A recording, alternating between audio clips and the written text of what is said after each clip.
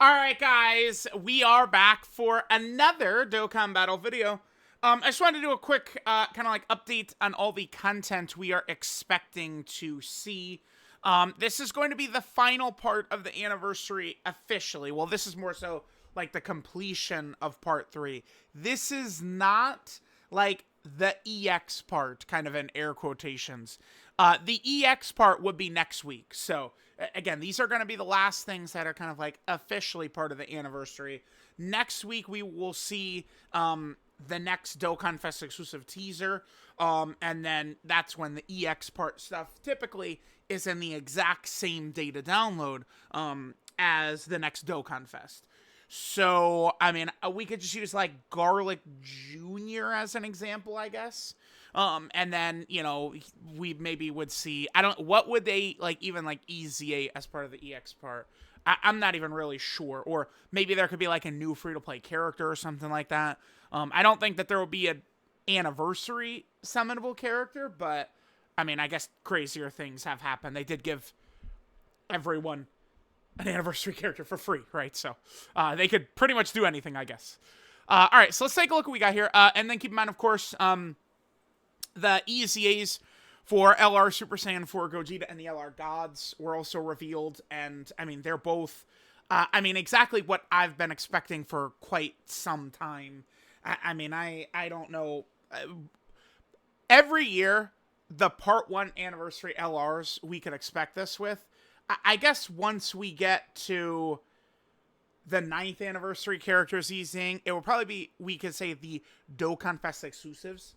So, like, the characters that get these two, like, Gargantuan EZAs, I assume would be Beast and Broly, right? And then the year after that, I assume it would be, you know, this year's Super Vegito and Super Gogeta. Those are the characters that get the Gargantuan EZAs. Now, at the moment, we have not had a Carnival LR EZA, so we can't really speak a ton to the quality of what those will look like at the moment. They could be crazy, but we don't know for sure quite yet. All right, so let's take a look here. So there's actually going to be 2 stages of the Supreme Magnificent Battle. Let's take a look here. So I guess it could be movies and Dragon Ball Super, or it could be Dragon Ball Super Part 1 and 2. So I'm not super sure. So far, we've not seen, like, the Dragon Ball Super movies represented, like, in any of this kind of, like, stuff, right? Like, the Battle Hard and Formidable Foes, the Red Zones, the Supreme Magnificent Battle. You know, it keeps ending at, like, Jiren is where it ends. It's going to be interesting to see because, I mean, dude, we know Trunks is going to be in there for sure, right? But this really could become... like, the final stage could be Goku and Frieza, man.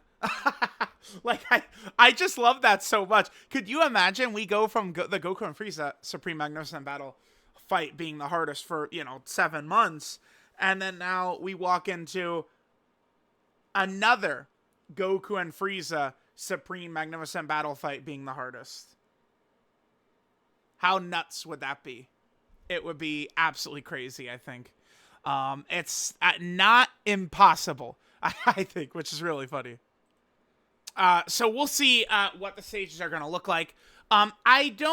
So all Celebration, these stages have been not as difficult as the Red Zone stages. So I don't know if that's going to maintain like usual or what. I guess it's within the realm of possibility, again, that we could get the hardest fight from this. But we'll see. It does feel like a bit of a stretch to me that a lot of these stages just feel very kind of like uninspired. Well, I don't know if uninspired. I guess uninspired is the word. They just feel very like, wow, like very mid. And then the last one is just going to be like, oh my God. I mean, again, I guess it could happen, but I'm probably not really expecting it so much. So there's that. Then we get this. The 10th anniversary battle. This is going to be good. We're going to get stages for the 9th and 10th anniversaries. So I assume... oh, well, wait. No, it says... we're going to get... yeah, 1, 2, 3, 4. Yep. So a part, you know, stage for Part 1 and Part 2 of both anniversaries. So that includes, obviously, Beast, Broly, And then, of course, Super Vegito and Super Gogeta. Yeah, we could see them all right there. All the 10th anniversary characters will now be on the cover art. That's going to be good. Great for like new players or players who don't have a ton of good skill orbs or something like that. Going to be able to get some really healthy and hefty equips to buff your characters.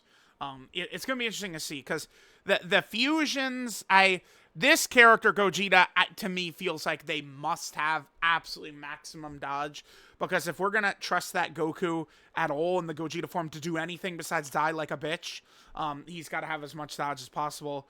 I kind of feel that way for Super Saiyan 4 Goku too. Vegito, I think it's just designed much tighter than Gogeta. In terms of the base Goku and Vegeta, they're just way stronger defensively. They die way less, so that's kind of the thing. Like, again, like when it comes to these characters, right? I think Vegito, the first phase is better, right? So it's the Vegeta for Gogeta, and it's the Goku for him. Vegito has it won. Then the second phase is the Vegeta with the Potara break, and then the Goku with the Veku. I think the Vegeta's way better. But the actives, the Potara break is not even half as good as the Veku fusion.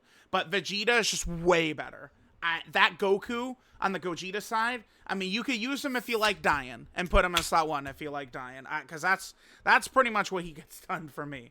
And then when you get to the fusions, I like Gogeta better, and his but then the active goes to Vegito, right? So it's like there is kind of like, it's close. Like the base forms for the Gogeta side have the better active. I like Vegito's active a little bit better because of the target mechanic. But I mean, they obviously are meant to be run just together. I mean, when you pop both of their actives at the same time, I mean, Gogeta makes Vegito actually invincible and actually just solos the boss. Like, it's crazy. The two of them in conjunction. So there's that. And then now we get to the one, by the way, the 10th anniversary stages themselves, I think could definitely be actual fights. They can be actual stages. Like that, I know the 9th anniversary stage was kind of a challenging stage. So I would not be shocked to see like Super Vegito and Super Gogeta here actually being like a formidable fight. I could see it. Even though you have to beat them to get the skill orbs, I still think so. So then we get to this. So this is interesting.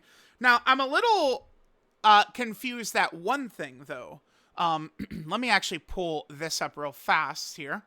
So last year, we got the Red Zone movie Boss Rush dropped in part 3. Like, it dropped with Cell Max and stuff like that, right?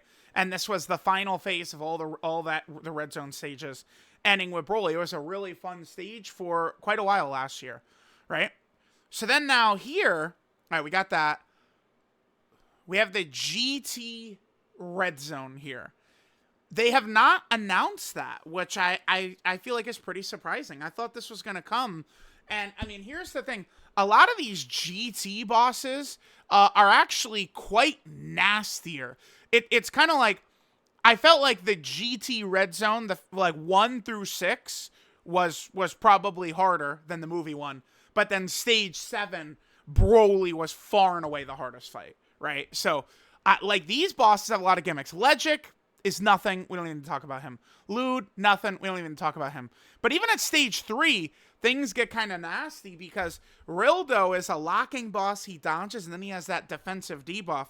Wow, dude, this guy was a nightmare in 2022. Now you look at his damage, and he's a baby. Right? But, like, this will be tough. I mean, this is, so, again, we're looking at this from two perspectives. One is GT Boss Rush could be coming at some point. Maybe there's a GT Tanabata this year or a GT Worldwide Download Celebration this year, and they're saving it for that instead. Or we could look at what the Burst Mode stage is going to be. I think it's probably pretty obviously going to be Omega, but we could, kind of look at it here. Then there's Baby, who does have AoEs. Yeah, the AoEs aren't displayed on the site, but Baby does have an AoE. That's what makes him a little bit tough. And he also has that stun as well, okay? Then Super 17, he hits very hard, but he also absorbs Ki Blast super attacks. So, I mean, him absorbing Ki Blast super attacks, that could be kind of an interesting or fun fight, right? Because, we've seen, like, a lot of these Kid Boos that, nullify melee attacks. But remember, Super 17, he absorbs them. You're healing him.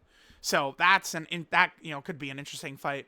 The Shadow Dragons is a bit of a weird one, but you go through all of them and you end with Ice, who's locking at the end. So again, think of the GT boss rush perspective. We have to go through 2 locking bosses, an AoE boss, a Ki Blast absorbing boss. Like, it's a lot, right? Like, it's a lot of stuff you got to go through. And then finally, Omega. The gimmick for Omega was just that he was the hardest hitter in the game by far. That was his gimmick. At the time, in 2022, there were barely even characters that could tank his normals. Like, anywhere on the field. It was very difficult to tank his normals. And the problem why Omega was so hard was, so it's like you had to rely on, like, physical characters to even be able to survive his normals. But then you had this monstrosity right here who would just, like, this is where, like, people are yelling at me about how good physical Super Saiyan 3 Goku is, and this Sin just fucking slaughtered him nonstop. And I'm hearing these people go, oh, Super Saiyan 3 Goku's so good! And he's just a fucking plate of ribs to this Sin Shenron, dude. It was ridiculous, man. But, like, it was so tough to tank this guy's normals. And then his damage, again, was just so huge, right? He would super at the end, like, every second turn, his last attack was a super. I mean, I don't know. What do we think? This is probably going to be the red zone stage, right? Or the burst mode stage. I mean, if this becomes, if he's supering for like 15 million or something like that, now we're talking. I mean, we could use EZA Super Saiyan 4 Gogeta. I mean, his nullification is now, one of the strongest things in the game, period, now, at this point, right? EZA Super Saiyan 4 Gogeta. But also, I should point this out, the beginning of this phase, so he has a 40% chance of locking a character and a 40% chance of sealing a character. By the way, this is a weakness of both of the fusions, Super Vegito and Super Gogeta. So, like, if this is really a burst mode against this guy, he could be, like, just killing the 10th anniversary fusions turn 1, because they are susceptible to being, like, locked in slot 1. Especially the Vegito actually is more susceptible to the lock, because even though Vegeta is not, like, as defensive as the Goku, like, the Vegito Goku turn 1, this guy is still guarding, though, like, in slot 1. So it'll give you something, but he's probably still going to get killed. All right, and that's where, like, this guy needs a dodge build bad. I'm sorry, he does. So, yeah, I don't know. This could be a pretty tough fight. We'll see. Red Zone Burst Mode Kid Buu was, like, the hardest boss, like, in the game's history, I think. This Omega will probably take his place. I'll tell you this, I wish I had EZA and Namek Goku back when Burst Mode Kid Buu was a thing. I don't know. It still would have taken a long-ass time for Goku to be able to tank those supers too, right? But, yeah, anyway. There's this. So, we've got a bit of content coming. Yeah, they're going to take the red zone down. Okay. And then the preparation period is tonight. The data download should be in about 12 hours, right? So, let me know what you guys think. We're closing in on the end of the anniversary. Was very obviously and easily the best celebration in Dokkan history. It was just pretty crazy, start to finish. And, this should be the last batch of, like, kind of like, the official part 3, the official anniversary. But, the EX part, I would, it looks as though it's going to be a thing. And that's going to that'll be next week. Next week will be the next Dokkan Fest and the EX part of the anniversary. Maybe a new free-to-play character, maybe another grand LR EZA. I don't, like, maybe if I wanted to really stretch it, I think a good character to EZA, they would be going way far ahead. But I think it could make a ton of sense for them to EZA this guy. The first Carnival LR as the EX EZA. To me, kind of like, would make sense, right? So then they're slapping, the initial Carnival EZA as part of an anniversary thing.